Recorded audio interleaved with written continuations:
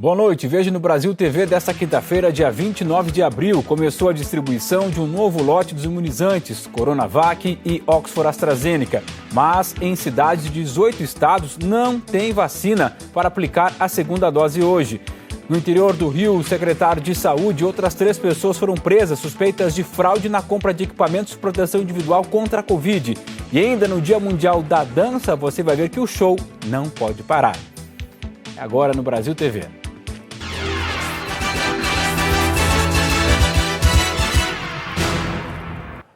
Os estados começam a receber novos lotes das vacinas Coronavac e também Oxford AstraZeneca.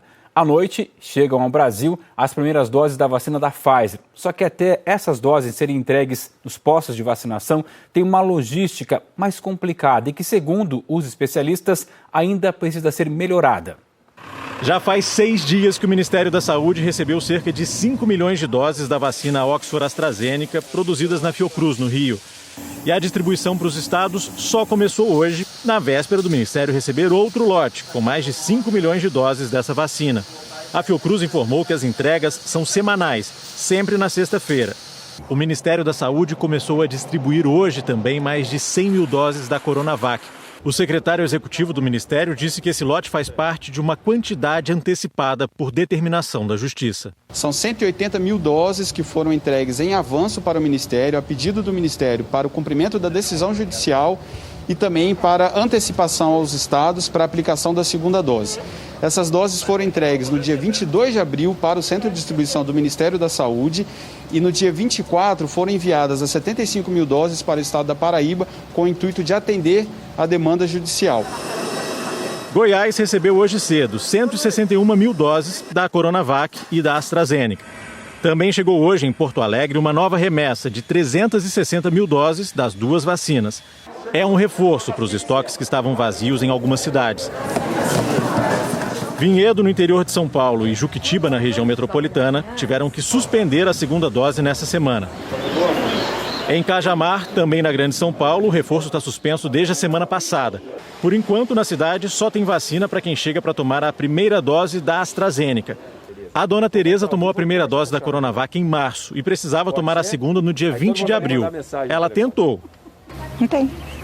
Mandou esperar. Quando ele chamar, a gente vem. Estes lotes da Coronavac estão prontos para serem distribuídos amanhã para o Ministério da Saúde.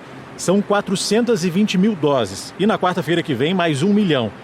A finalização do primeiro contrato com o governo federal, com a entrega de mais 4 milhões de doses, vai ficar para maio por causa dos atrasos na entrega do IFA, aquela matéria-prima que vem da China. É muito importante que agora o Ministério, o PNI, junto com estados e municípios, tomem decisões baseadas em cronogramas reais, para que a gente não tenha de novo esses atrasos.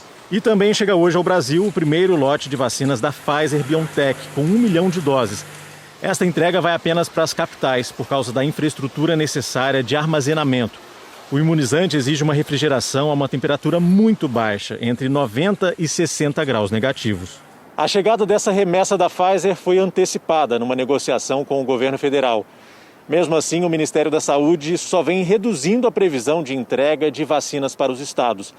Para abril, era de 47 milhões de doses, que passaram para pouco mais de 26 milhões. Para maio, a redução foi de 30%. O Ministério explicou que parou de incluir no calendário vacinas que ainda não foram aprovadas pela Anvisa. E por isso os números mudaram. O Brasil realmente nunca enfrentou um desafio tão grande como essa vacinação contra a Covid, pela escassez de doses, cronogramas irregulares de entrega, atraso nas IFAs, dos laboratórios que terminam a fabricação aqui, no caso Fiocruz e Butantan.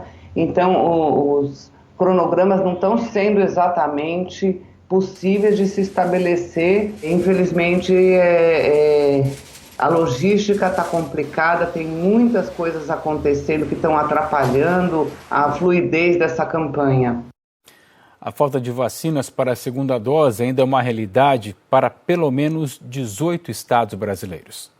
Em Aracaju, a aplicação da segunda dose da Coronavac está suspensa desde o fim de semana. Só a primeira dose da vacina Oxford AstraZeneca está sendo aplicada. A previsão é que 1.000 doses da Coronavac cheguem hoje a Sergipe, mas Dona Balbina, que precisa do reforço, não está muito confiante. Todos estamos acompanhando as informações acerca da vacina e assim, não estamos confiantes. Eu, por exemplo, não estou confiante que vou receber a segunda dose na sexta-feira. Em Fortaleza, só existe estoque suficiente de Coronavac para 11.000 pessoas, mas 13.000 têm a segunda dose agendada para hoje e 25.000 para amanhã. No Recife, o imunizante acabou ontem e a aplicação do reforço está sendo reagendada. Em Pernambuco, o governo calcula que o déficit é de 126.000 doses da Coronavac. Em Salvador, pouca vacina e muita confusão. O número total de doses só daria para pessoas agendadas para hoje. Só que mais gente está com a segunda dose atrasada e houve protesto num dos principais postos de saúde. Várias cidades por todo o Brasil não têm mais Coronavac para aplicação da segunda dose. A falta de vacina para o reforço foi relatada por municípios de pelo menos 18 estados. 7 do Nordeste, 2 do Norte, 2 do Centro-Oeste, todos do Sudeste da região Sul. No Paraná, são 13 cidades que não têm mais Coronavac para a segunda dose. Em Curitiba, a prefeitura afirma que tem imunizante para a dose de reforço, mas a aplicação da primeira dose foi suspensa na terça-feira, quando foram vacinadas pessoas com 63 anos. Como não abriram novos grupos, o movimento ficou tão pequeno que dos 21 pontos de vacinação, só esse está funcionando. Os outros foram fechados até que a cidade receba novos lotes de vacina. Em Mato Grosso do Sul, quase 60.000 pessoas estão com a segunda dose atrasada, na capital, Campo Grande, e em pelo menos mais 5 cidades. Nós procuramos a Prefeitura de Salvador para questionar sobre a confusão na fila hoje pela manhã. Mas não tivemos resposta. Em Mato Grosso, com a falta de doses, teve gente perdendo a viagem até o posto de vacinação. A Elka Candelária tem mais detalhes para a gente. Em Mato Grosso, o problema foi registrado em pelo menos 3 cidades nesta quinta-feira. No norte do estado, faltou vacina em Sinop. Quem foi cedo para os pontos de vacinação voltou para casa sem a segunda dose do imunizante Coronavac. Na região sudeste, Barra do Garças e Rondonópolis enfrentaram o mesmo problema. Nesta escola, que costuma ser um movimentado local de vacinação, muita gente se deparou com este aviso e perdeu a viagem. Eu vim a primeira vez, tomei, né? Agora a segunda tá dando isso aí. Eu venho, não tem. Eu venho e acabou. Ah, meu Deus, desse jeito não dá, né? Eu tenho de voltar para casa. Agora o que eu vou fazer? Né? Ele devia pelo menos anunciar a gente. Olha, não vai haver vacina no posto tal. Agora a gente vem de lá aqui. Perde viagem, não perde? Na última semana, a cidade já tinha enfrentado dificuldade para continuar com a vacinação, por causa da falta do imunizante para a aplicação da primeira dose. Agora, nem a primeira nem a segunda aplicação estão sendo feitas. E não há nem previsão da chegada de vacinas por aqui. A Secretaria Municipal de Saúde diz que aguarda a chegada de uma nova remessa de vacinas do governo federal para então poder divulgar um novo cronograma. Elka Candelária para o Brasil TV. E no Recife, profissionais da educação começaram a ser vacinados. Luna Markman. A nova etapa da campanha de vacinação contra a Covid-19 aqui no Recife é para profissionais da educação básica com mais de 40 anos. São profissionais que trabalham em escolas e creches do município, como professores, diretores, secretários, serviços gerais, merendeiras, porteiros. Essas pessoas precisam entrar no site Conecta Recife para agendar data, horário e local. Essas pessoas vão receber a primeira dose da vacina AstraZeneca, cujo estoque está garantido. O que está faltando aqui no Recife são doses da Coronavac. O estoque está zerado. Por isso, a Prefeitura precisou reagendar a aplicação da segunda dose de 34.000 moradores. São pessoas que deveriam tomar a segunda dose de hoje até o dia 9 de maio. Então, esse reagendamento é automático. Quem tomaria a segunda dose hoje fica para o dia 10 de maio. Quem tomaria amanhã vai tomar agora no dia 11 de maio.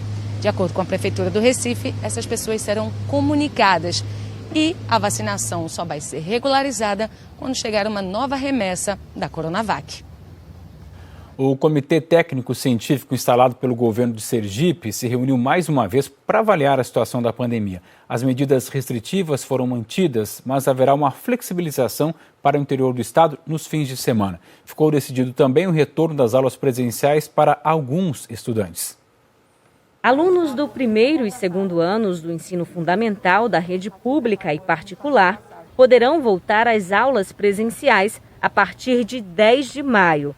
A decisão foi tomada após a reunião do Comitê Técnico Científico. As escolas também devem continuar oferecendo a opção do ensino remoto. Para a capital, as escolas privadas, a partir do dia 10 de maio, poderão retornar com atividades presenciais para o primeiro e segundo ano do ensino fundamental. Para os demais municípios de outros interiores, tem que haver a determinação, concordando ou não, do prefeito local. O governo de Sergipe definiu que sobre os alunos da rede pública municipal, a decisão sobre o retorno deles às salas de aula ficará a cargo dos municípios.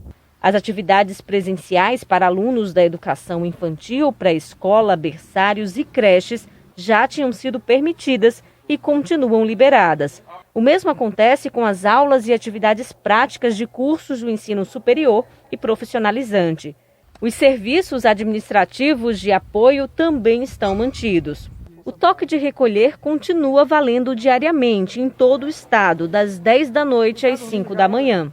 Com relação às medidas restritivas nos fins de semana, o governo de Sergipe resolveu fazer uma flexibilização a partir do dia 8 de maio para as cidades do interior do estado. Mas em Aracaju, Barra dos Coqueiros, São Cristóvão e Socorro, as atividades não essenciais continuam proibidas nos fins de semana. Parques e praias devem continuar fechados. As cidades que não estão na região metropolitana de Aracaju podem restringir o funcionamento ou não do que é considerado não essencial, como bares e restaurantes. Então os municípios podem, no final de semana, a partir do dia 8 e 9, autorizar o funcionamento daquilo que não é essencial, como bares e restaurantes, com a capacidade de 30%. O governo de São Paulo antecipou o anúncio das medidas do plano de flexibilização no estado. A partir de sábado, os serviços vão ganhar mais 6 horas de funcionamento. Antes das 10 da manhã, já tinha loja de móveis aberta na região do Largo 13, na Zona Sul. Loja de colchão e até de calçado também, mesmo fora do horário permitido. Algumas continuam semi-abertas, mas funcionando. A regra que está valendo hoje é a da abertura apenas das 11 da manhã às 7 da noite.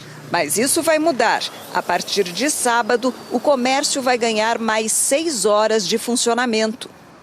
A Andréia está respeitando as regras. Ela tem um restaurante de comida mineira no Itaim Bibi, na Zona Sul. Tinha 10 funcionários, mas agora está só com 2. Mesmo com a abertura, tem recebido poucos clientes. Meu movimento esse ano caiu 85%, tanto o presencial como o delivery. E agora mesmo presencial vai ser devagar? Vai ser devagar, vai ser aos pouquinhos, até as pessoas pegarem confiança de novo. Com os horários estendidos na nova fase do Plano São Paulo, milhares de trabalhadores vão sair dos seus empregos às 8 da noite e, ao mesmo tempo, estão sendo mantidos o toque de recolher das 8 da noite às 5 da manhã e o rodízio municipal de veículos na capital. Mas tem muita gente com dúvidas sobre como voltar para casa nesse horário? A gente fica meio confuso, né, com essa situação. Eles falam uma hora, falam uma coisa, outra hora falam outra. A gente, na verdade, fica sem saber, sem entender. A coordenadora da fiscalização do Plano São Paulo da Vigilância Sanitária Estadual explica que ninguém vai ser multado quando estiver indo ou voltando do trabalho. Ela não deve se preocupar com isso. Ela não terá nenhum tipo de abordagem ou punição por essa situação. São as pessoas que estão se deslocando para o trabalho ou do trabalho para casa. Quando você fala em toque de recolher, não é essa questão do trabalhador, né? O toque de recolher é para evitar aglomerações. Mas as festas clandestinas continuam. Nessa madrugada, outra balada foi fechada, dessa vez em Osasco, na Grande São Paulo. E a lotação no transporte público também é um problema. Tanto que o Conselho Estadual de Saúde fez recomendações ao governo.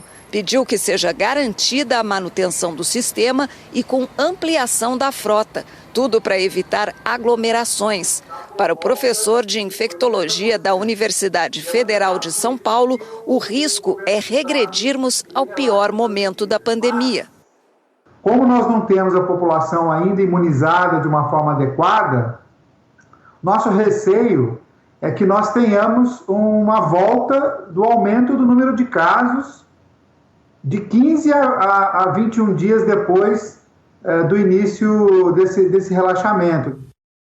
Os integrantes da CPI da Covid definiram hoje a ordem dos depoimentos na semana que vem. Na terça, serão convocados os ex-ministros da Saúde, Luiz Henrique Mandetta e Nelson Teich. Na quarta, será a vez de Eduardo Pazuello. E na quinta, os convocados vão ser o atual ministro, Marcelo Queiroga, e o presidente da Anvisa, Antônio Barra Torres. A cobertura completa nesse dia de CPI, do segundo dia, daqui a pouco no Jornal Nacional. E no próximo bloco, a operação da Polícia Federal contra uma quadrilha que lavava dinheiro do tráfico internacional de drogas.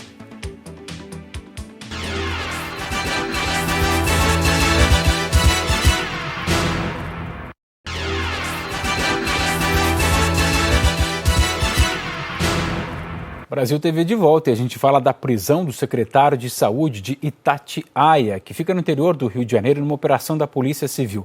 Ele fazia parte de um esquema que fraudava licitações para a compra de equipamentos de proteção individual de uso hospitalar em plena pandemia. Na hora em que os agentes pularam o portão da casa, um dos procurados apareceu tranquilo na sacada. Marcelo de Oliveira Pinheiro é ex-secretário de Planejamento de Itatiaia, no sul fluminense. Acabou sendo preso nesse condomínio de alto padrão onde mora, na zona oeste do Rio. O secretário de Saúde de Itatiaia também foi preso hoje cedo, em casa. Marcos Vinícius Gomes foi nomeado para comandar a secretaria quando já estava sendo investigado pelo Ministério Público do Estado por suspeita de fraudes no setor. Em uma ligação gravada com autorização da Justiça, ele debocha e ri ao falar sobre a nomeação.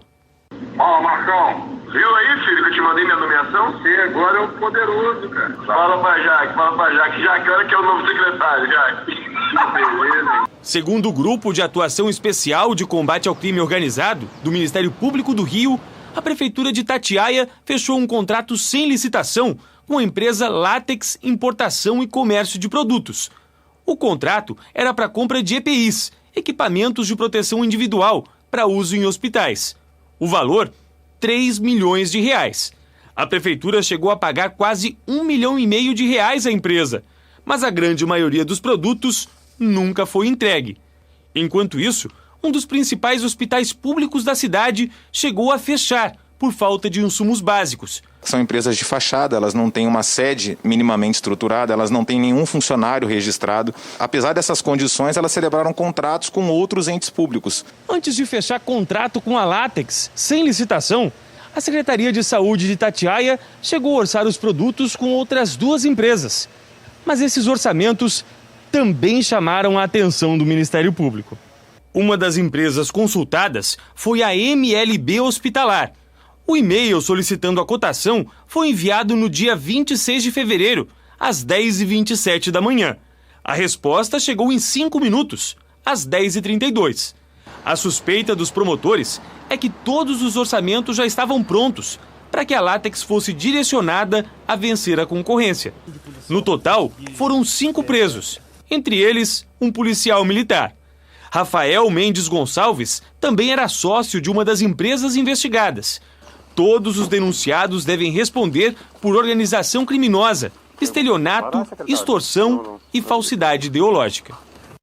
A Prefeitura de Itatiaia disse que o processo para aquisição de equipamentos de proteção individual foi feito de acordo com a legislação com a legislação especial, para compras no período de pandemia, e que os lotes de EPIs pagos pelo município já foram entregues. Disse ainda que está à disposição das autoridades para ajudar nas investigações. A Polícia Militar diz que atua em conjunto com o Ministério Público e a Polícia Civil e que vai seguir colaborando com as investigações. A nossa produção não conseguiu contato com as empresas que foram citadas na reportagem. Nós também não conseguimos contato com as defesas de Marcos Vinícius Gomes, Marcelo de Oliveira Pinheiro, Guilherme Nelson Van Erven Sabatini, Aline Crislaine de Oliveira Pinheiro e Lívia Monteiro de Barros Jorge Gomes. E a Polícia Federal fez uma operação em 3 estados para combater a lavagem de dinheiro. O Cristiano Gomes é que tem as informações para a gente de Corumbá. Oi, Cosme. A operação foi deflagrada hoje aqui em Corumbá, Mato Grosso do Sul, e em outros 2 estados, Minas Gerais e Paraná. 15 mandados de busca e apreensão foram cumpridos ao longo desta quinta-feira. E o que chamou a atenção dos agentes federais foi o grande patrimônio encontrado. Casas espaçosas com piscina e deck e até mesmo uma mansão novinha. Dentro das casas, os policiais encontraram vários carros de luxo, cofres com dinheiro, cheques, joias e até mesmo arma de fogo. 60 policiais federais participaram da operação, que teve como objetivo desarticular uma organização criminosa que realizava a lavagem de dinheiro. Em 2020, o grupo foi responsável por movimentar mais de 20 milhões de reais. Durante as investigações, a Polícia Federal identificou que o grupo utilizava de pessoas como laranjas e empresas de fachadas para ocultar bens e valores que vinham de diversos crimes, como tráfico de drogas e contrabando. Os investigados poderão responder pelos crimes de organização criminosa e também lavagem de capitais. As penas destes 2 tipos de crimes podem ultrapassar os 15 anos de prisão. Cosme. E ainda em Mato Grosso do Sul, mais de 41 toneladas de drogas foram incineradas hoje. Danúnia Braga. Oi, Cosme. A incineração começou por volta das 8 horas da manhã. Foram incineradas mais de 41 toneladas de drogas que foram apreendidas só neste ano em Mato Grosso do Sul. Foram incineradas maconha, cocaína, haxixe, skunk, crack e pasta base de cocaína. Essa foi a 3ª incineração do ano, feita pelo Departamento de Operações de Fronteira e pela Delegacia Especializada em Repressão aos Crimes de Fronteira. Em março, foram destruídas 35 toneladas. Em fevereiro, foram 15 toneladas. Cosme. E para encerrar, a gente fala do Dia Internacional da Dança, que é celebrado hoje. E como quase tudo nessa vida, as aulas de dança precisaram se adaptar nesses tempos de pandemia. A carreira do profissional de dança, por si só, já é desafiadora. Com a pandemia, as dificuldades ficaram ainda maiores. Está sendo bem difícil para as danças, primeiro porque para quem trabalha no palco, a gente está sem palco, né? Que as pessoas estão tendo que se virar no virtual. E para quem dá aula de dança também tem várias dificuldades. A dança foi uma das áreas mais afetadas pela pandemia. Em março do ano passado, o governo determinou a interrupção de atividades em academias. A principal dificuldade para nós bailarinos, quando a pandemia começou, foi tentar fazer aula em casa, porque a gente não tinha o chão adequado, a gente não tinha uma barra, então era uma série de improvisos, né? Então foi um aprendizado para todo mundo, para os professores que estavam tentando se adaptar e a nós que estávamos em casa. A Marjorie trabalhava em festas e apresentações teatrais. A suspensão dos eventos pelo GDF reduziu a renda da bailarina. No começo da pandemia, para vocês terem noção, foi tão impactante assim receber a notícia que do nada, de da noite para o dia, a gente não teria como receber todo o dinheiro que estava programado, toda a nossa agenda de eventos que estava programada para o mês. Então, no começo eu confesso que eu não conseguia dançar, eu não conseguia me alongar, eu não conseguia fazer nada do que eu amo. Mas a cultura resiste. Juntos, os dançarinos inovaram nas formas de dar aula e se reinventaram. Os profissionais de dança se uniram, desenvolveram métodos para poder dar aula em casa, para quem não consegue vir ao estúdio. As aulas presenciais foram liberadas pelo GDF, mas o retorno ainda requer muitos cuidados. Para poder ter o distanciamento, para a gente não ter problemas nenhum de saúde, a gente divide a turma em 3, então a gente está trabalhando 3 vezes mais do que a gente trabalha com o mesmo número de alunos. Dançar faz bem para o corpo e para a mente. No Dia da Dança, a nossa homenagem é para os dançarinos de todas as idades, que se reinventam para encontrar maneiras de resistir. As professoras mandam vídeos pelo YouTube e eu danço todos os dias. Eu me sinto bem à beça com a dança. A dança é tudo na minha vida. O Brasil TV fica por aqui. Outras notícias no Jornal Nacional às 8h30, hora de Brasília. Boa noite para você e até amanhã.